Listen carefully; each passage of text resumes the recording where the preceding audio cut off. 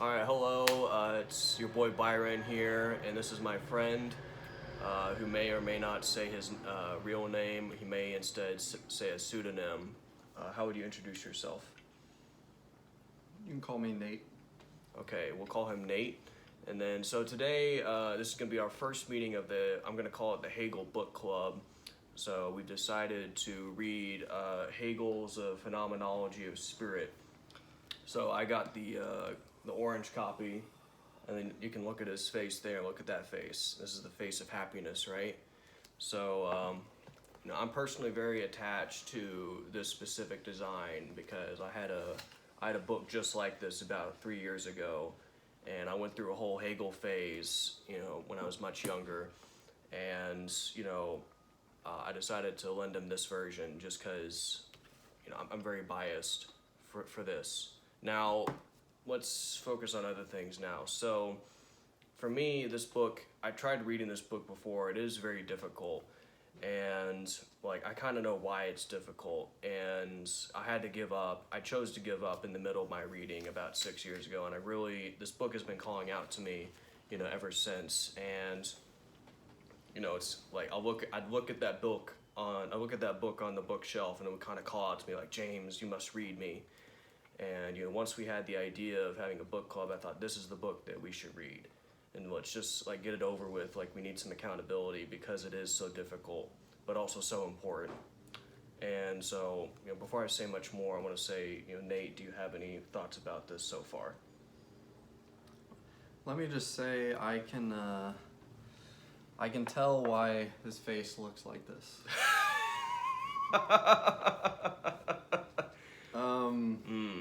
Yeah, I've definitely got some mixed feelings so far, just from the preface. There's a lot of interesting ideas, but also seems like he's clearly disgruntled with a lot of the works that the people at his time were producing. Mm-hmm. And yeah, he doesn't seem to be a super joyful guy, I guess you could say. Sure. But there are a lot of interesting ideas. I mean, also, it's a bit frustrating. I mean, talking about how difficult the book is, I get a bit frustrated that it seems that, I mean, I know this is a translation, but it seems like he's not really, doesn't really have me, his reader, in mind. He's not really trying super hard to make this understandable to me. Sure.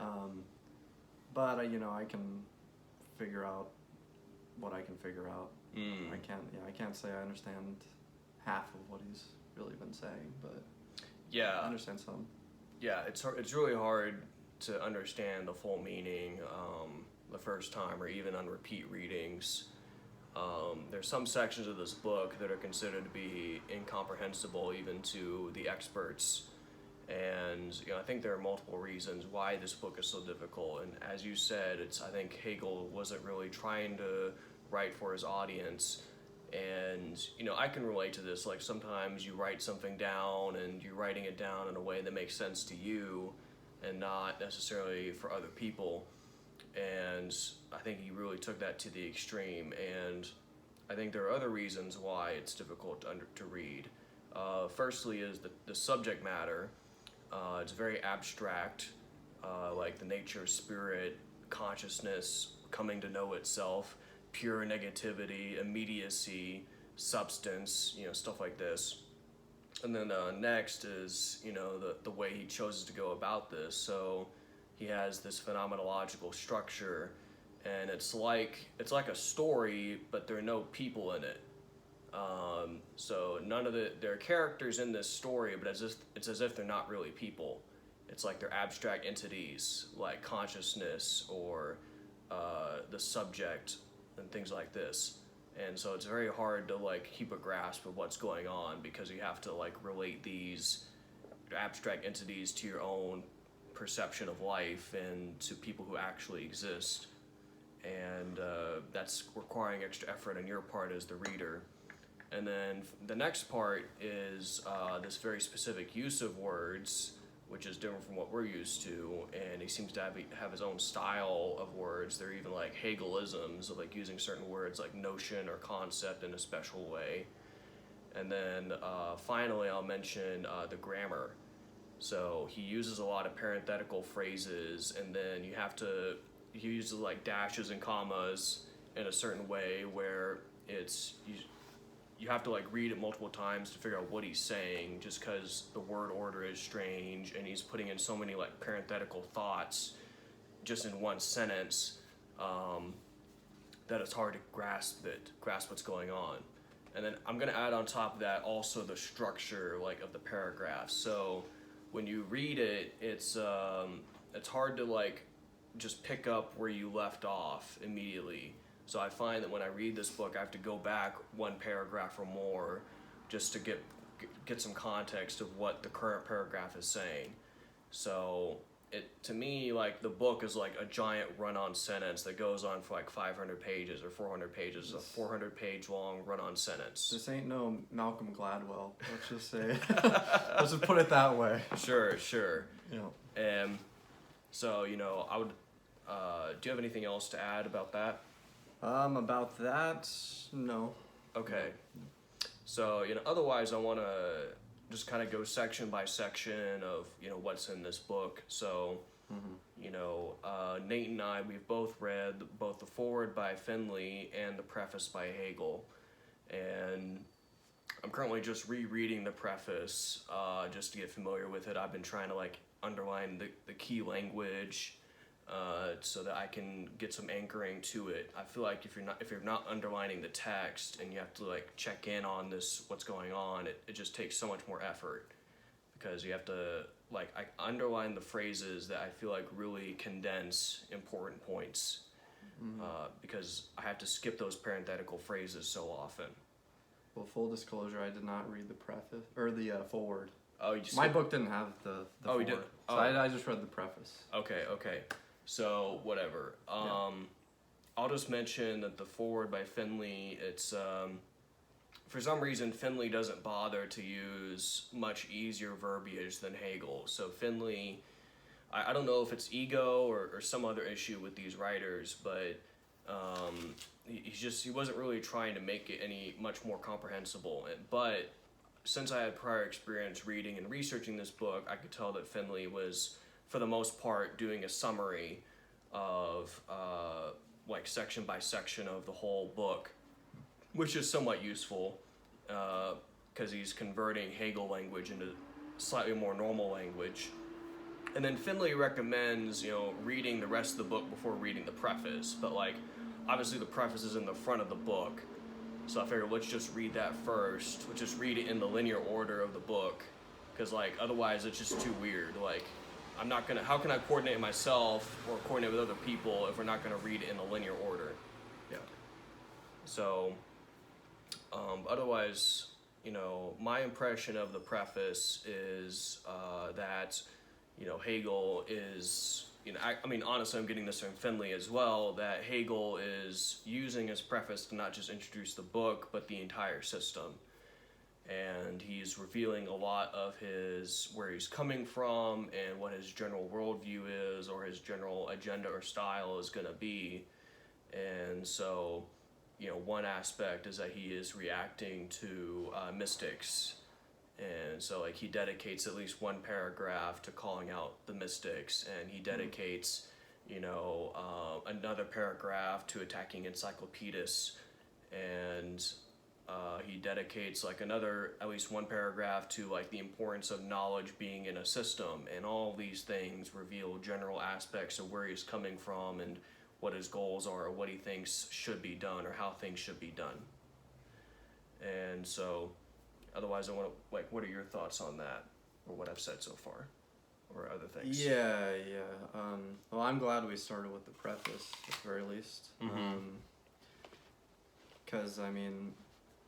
Yeah, I'm not going to... I really feel the author of any book needs to sell me on the book. It's like I'm not going to trust anyone.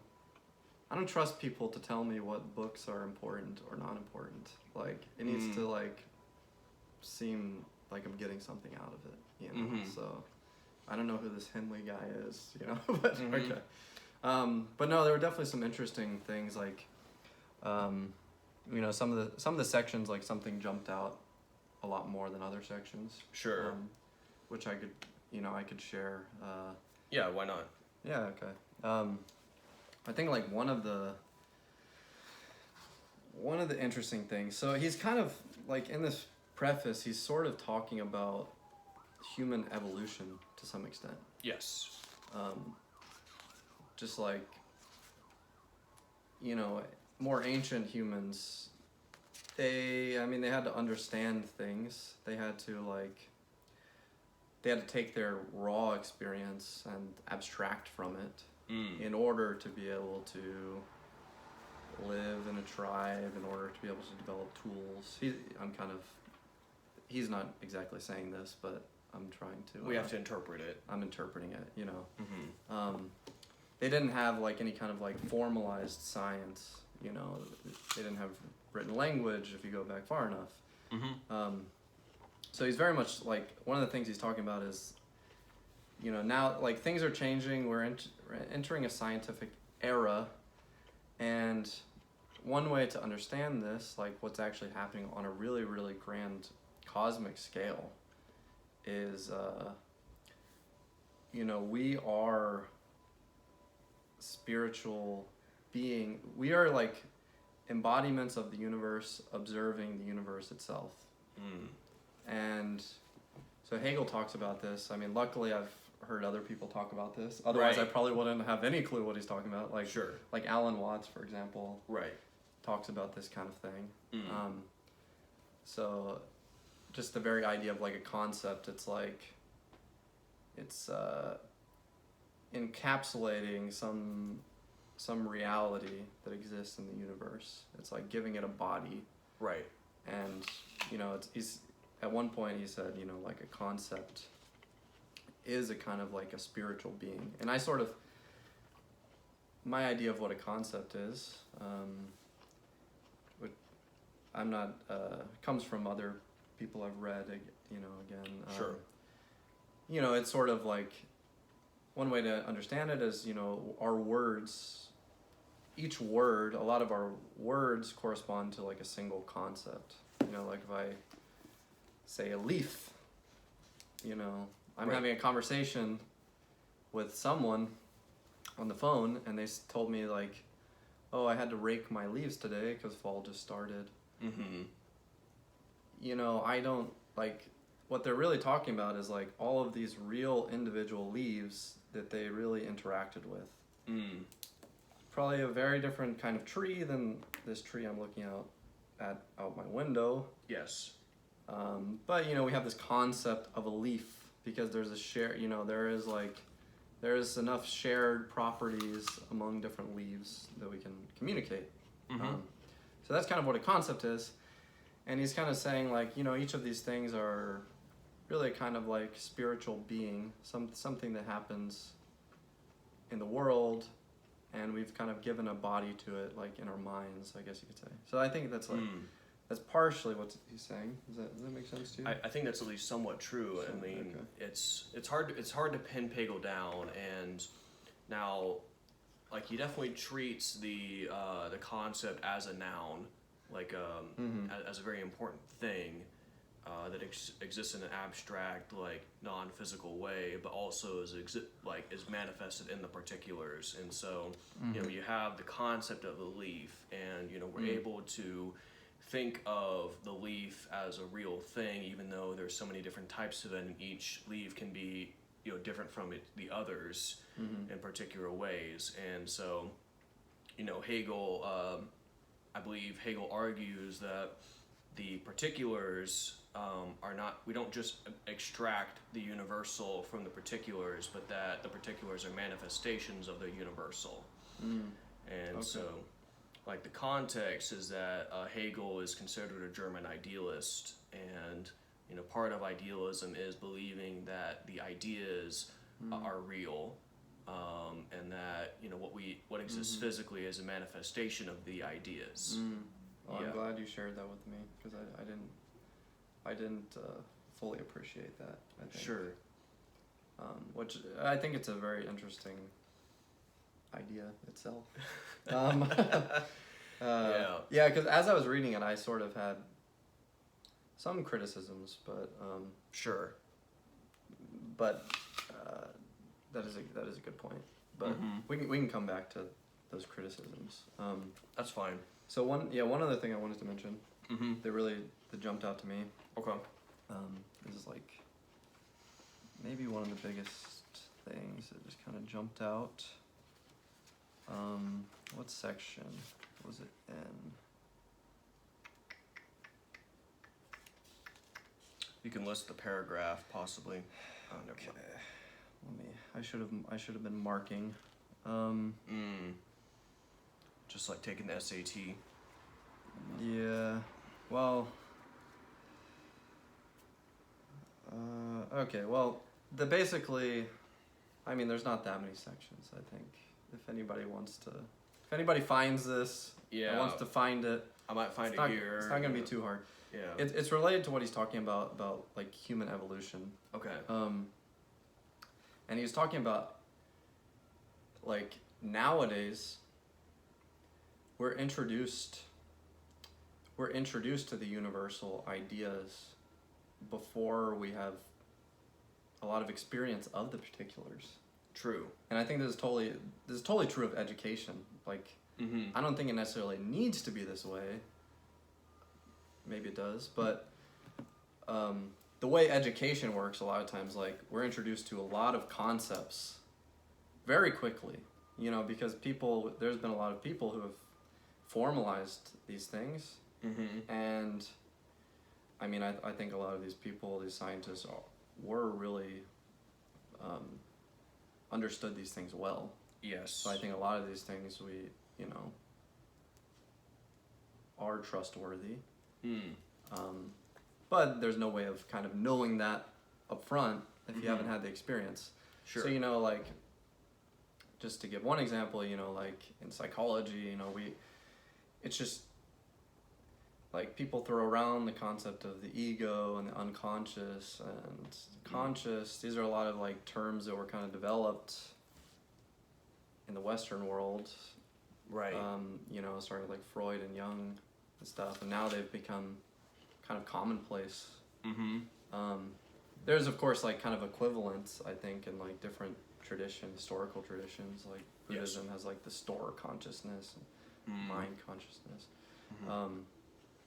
But we're a lot of times like our common sense is a lot smarter than our rational understanding. So like we can actually use all these meaty concepts, and we can use them well. We can use them purposefully. We communicate, and we actually we kind of we're like know what we're talking about. But if you had to like really get into the details, like you ask somebody like, what actually is the ego? What let's get into the anatomy, the physical stuff. That may be very challenging for most people, even if they're able to use the word. I mean, even words like life, things like that. It's like we use that in many different ways. Yeah, I mean, it's the case with many things where people know how to use a word but struggle to define it. Even for me, I try to live my life intuitively, and like I like the idea of having a stable daily routine, but it doesn't turn out that way, and instead I have certain things I'm scheduled around, but otherwise I kind of use my intuition to schedule a few things, and then basically improvise the rest and be like, okay, on my general agendas that I need to accomplish. And I consider intuition as a combination of thought and feeling. So it's a type of halfway space. And I guess I'll tie that back in. I happen to know that I think that Hegel even dedicates like a section of this book to the person who lives intuitively. And so Hegel, the structure of this book is that Hegel is basically dedicating a section to negating being negative towards different types of thinking. And so he will show how each type of thinking is either a starting point or a valid response to a previous stage of consciousness. And the progression, you know, from the beginning to the end is like semi-historical, but there's also and semi-logical. It's like a strange, unique blend of the two that would otherwise be hard to duplicate, and it might be a little bit arbitrary about particular stages, but in the sequencing. But you know, for example, we know that in this book it's going to start with, you know, sense consciousness, and it starts with the premise that what's immediate is the senses, sensation. And then he goes through the dialectic, and the dialectic is a negative process where he says, okay, this initial stage, it seems good on its face, but once we analyze it, then it stops making sense. And then as it stops making sense, then it's like, okay, we need a new stage, we need a new framework. And then he's basically just going step by step through different frameworks and saying, here's why this framework makes sense compared to the previous one, but here let me also explain its traits and why its traits inevitably lead to like an insufficiency or a contradiction or an internal conflict, and why the internal conflict must then necessitate developing or reaching a new stage of consciousness, a new type of consciousness, a new type of thinking. That makes sense. Yeah. Yeah. Yeah, he definitely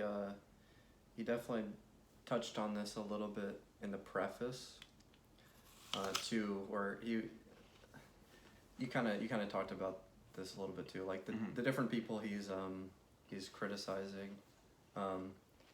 He does criticize certain people who are supposedly doing science, but appeal to common sense, or use like a poetical language. So going back to your point about like living intuitively, sure. I think maybe Hegel would agree. I think he might actually agree with this. Like, I think that actually is like a good way to live. And I think honestly, one of my criticisms of this preface so far is like he's really not doing that. He's not like being superhuman. You know, he's not being very like relatable. He's not using a lot of feeling. For one. Okay. He's being detached. Yeah, he's detached, I guess you could say. Yeah. Which makes it, it feels, you know, I'm thinking like, be real with me, but I think I think maybe he has a point, you know, where it's like, this is actually a good way to live, but when you're creating a work, like if you're hoping to produce a work of scientific value, then you need to be like, you can't cut any corners. True. You need to cover all your bases and do all this kind of stuff, because like, I guess kind of one of the purposes of science is like, it's totally objective. It should be kind of reusable. It shouldn't be subjective. So I guess, you know. Sure. So it kind of makes sense. So we could both say like it is actually a good way to live, maybe in most aspects of life or lots of aspects of life, unless you reach a conflict point, I guess you could say. And sometimes it can even make sense to embrace that intuition, I think, you know, like. Sure. You know, because there's some things there's so many things you can't understand everything. But it's Definitely. like if you're trying to produce a work of scientific value, you can't do it in that case, basically. Right, and you know, Hegel, as you said, he uses negativity towards different types of thinking, and so like you can't just resort to feeling or just, you know, common sense, and additionally, you can't also just resort to like an encyclopedic approach. Like you can't just like list things and say, oh, these are parts of a category, and just say that you're done. Like that can't be good enough. Totally. And so, you know, that is, you know, here Hegel really emphasized the importance of negativity. Like he even gives it like metaphysical value. And so, you know, I've never read The Science of Logic, but I know that the concept of becoming is very important in it, and he also emphasized the concept of becoming in this preface. And he describes becoming as pure negativity, because for something to become, it will no longer be what it was before, and then it's going to become something that it not yet is. And even me just saying that, like, I kind of know, like, that's may inherently sound confusing, but it's kind of, I believe, a direct statement of, I guess, the truth. And anyway, so what do you think about that? The becoming, or Becoming is pure negativity. And so I know I've read a little bit of Kierkegaard, and he also focuses on this idea a lot. Like, and they were actually Kierkegaard, I think they were definitely like contemporaries. Kierkegaard spends a lot of effort like criticizing Hegel, but they definitely agree on this idea. Like, there's the objective, there's the objective and the subjective, and it's like pure subjectivity. You're doing something entirely just for yourself. You're always in a process of becoming. It's like, when do you ever stop? You never stop, because you're always becoming. But that's different. I mean, coming back to, like, if you're gonna produce something, some work, you're gonna build something. That requires a sort of like a stopping. It's like a taking what you already know. That's the opposite of becoming. You're, or like we use this like exploration, exploitation. Sure. Same idea, basically. Okay. It's like, and that's a constant. That's something we talk about in life. It's like, should I, whatever it may be. We're trying to like get a girlfriend. It's like, should I work on myself first? Should I try and find, like, should I devote time and energy to finding a girl? Right. Because it takes that time and energy to devote to finding the girl is coming at the cost, I guess you could say, of other things. I mean, both can be becoming, but it's complicated. Sure. I mean, it's different manifestations, and yeah.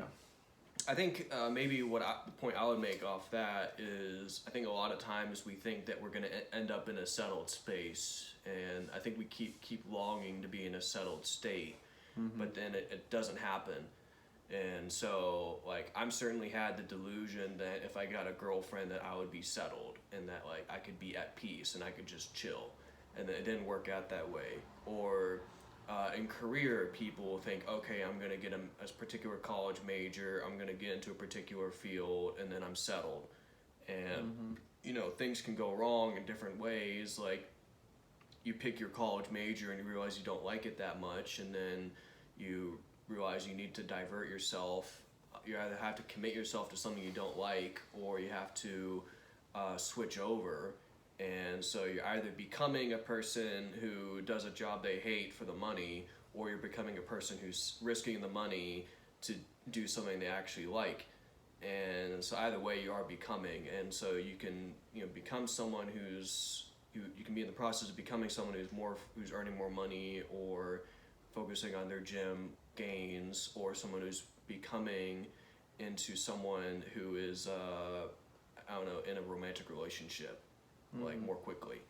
And so you're always becoming something, and you're always becoming different from what you used to be. And I think that there's never like an end of history or an end of self, maybe apart from death itself, though depending on your legacy, there may even be like a dynamic of your post-death legacy. So what do you think of that? Yeah, totally. And I think, if you do try, and I definitely think if we were going to say one of these is more important overall, I think definitely the becoming more, like, life, all of life should be about, like, growth to the end of your days, I think.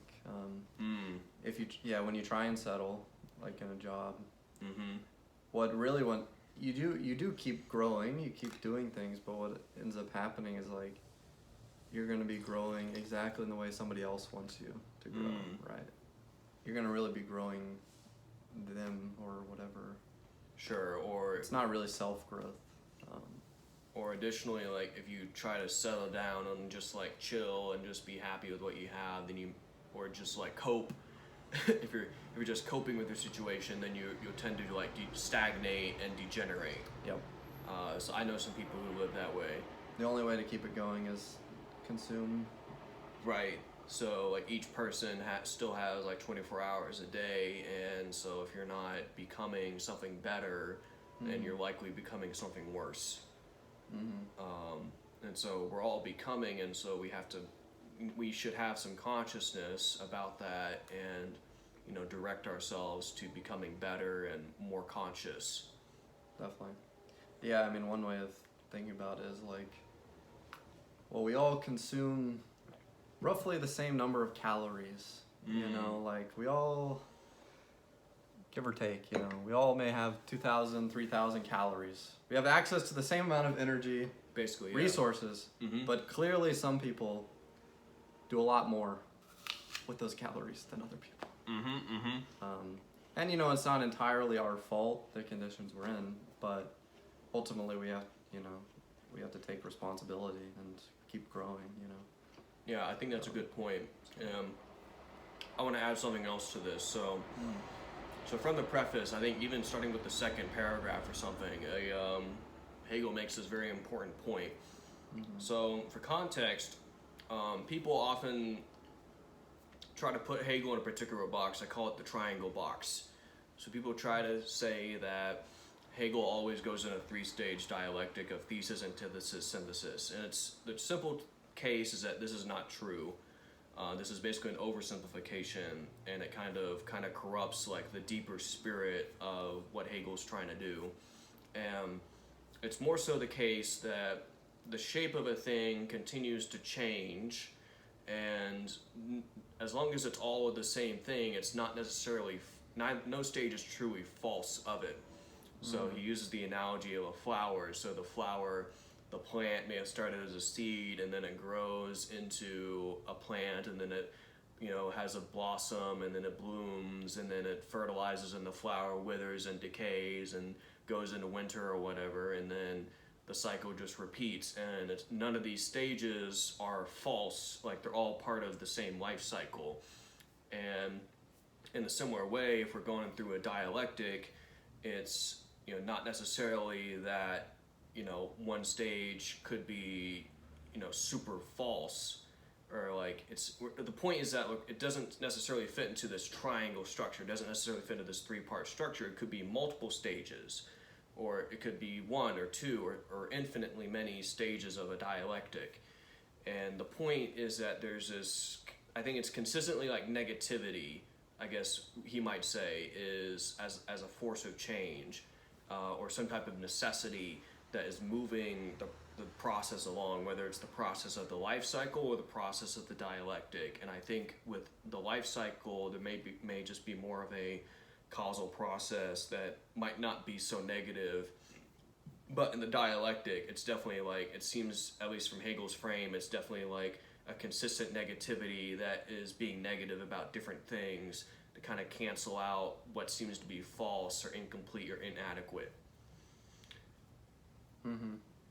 Yeah, I think this is an important point.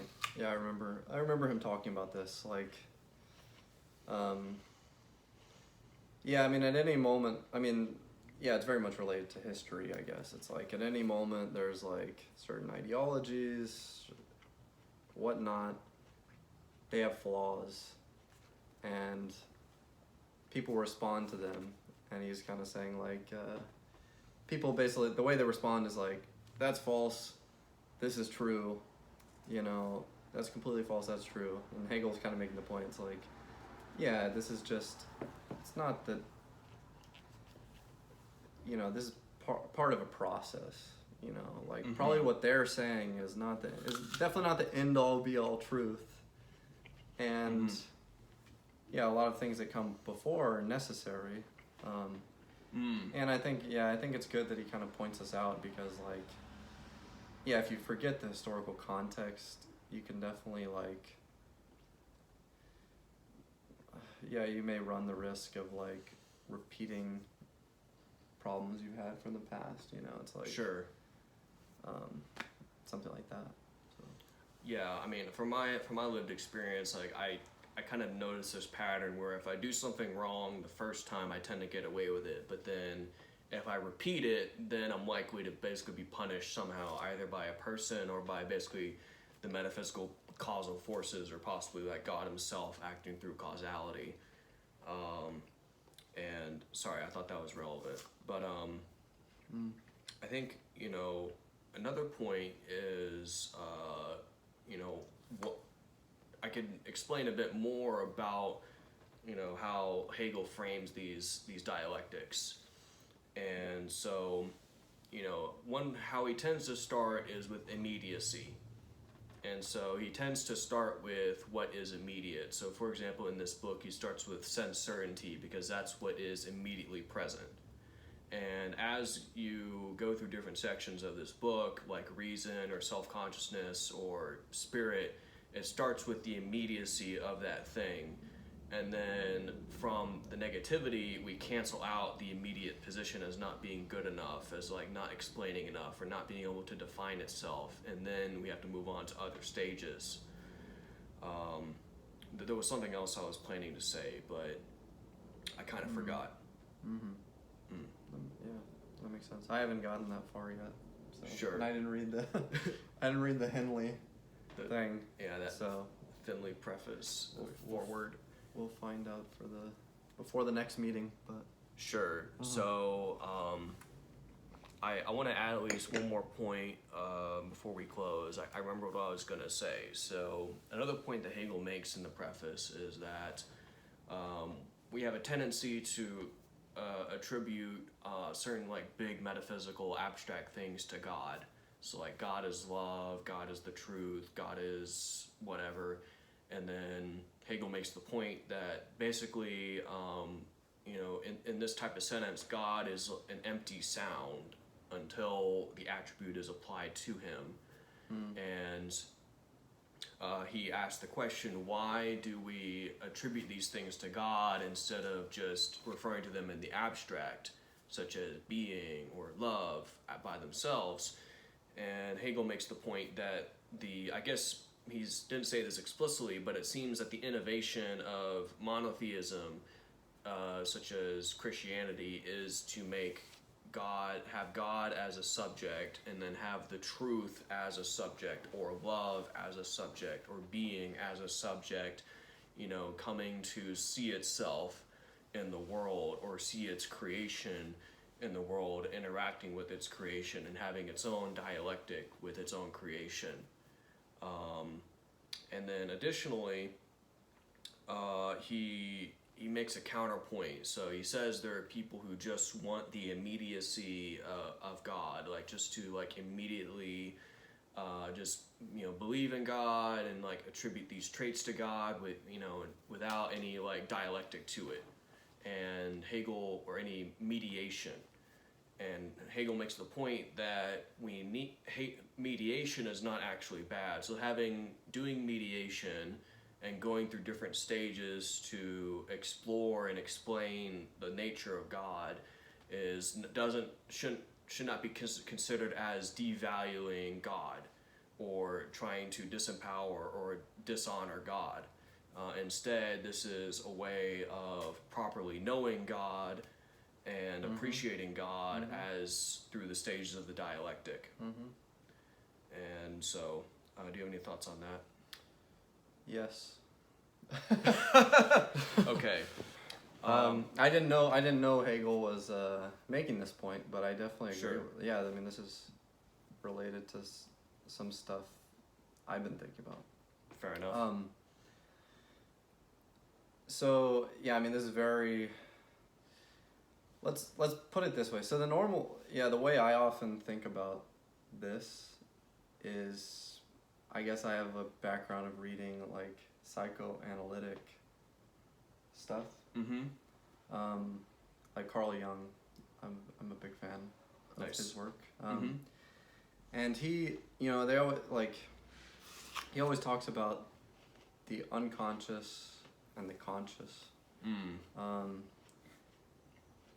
And the unconscious, it's the same, it's roughly the same, what Freud's talking about with like the id and the ego, but like Freud definitely has like a connotation that like the id is like these repressed, often sexual urges.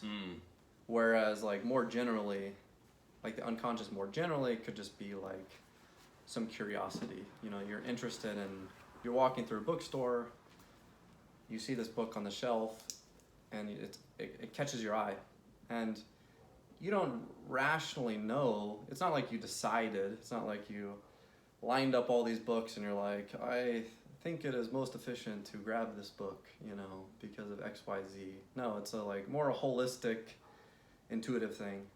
This book catches your eye, and there's something like we could say, using this idea of the unconscious, there's something in the unconscious that draws you to that, and it's probably something you don't.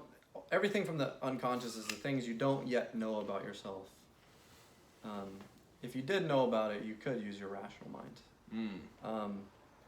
And there's this process. It's the same idea like the Greeks said, like, know thyself.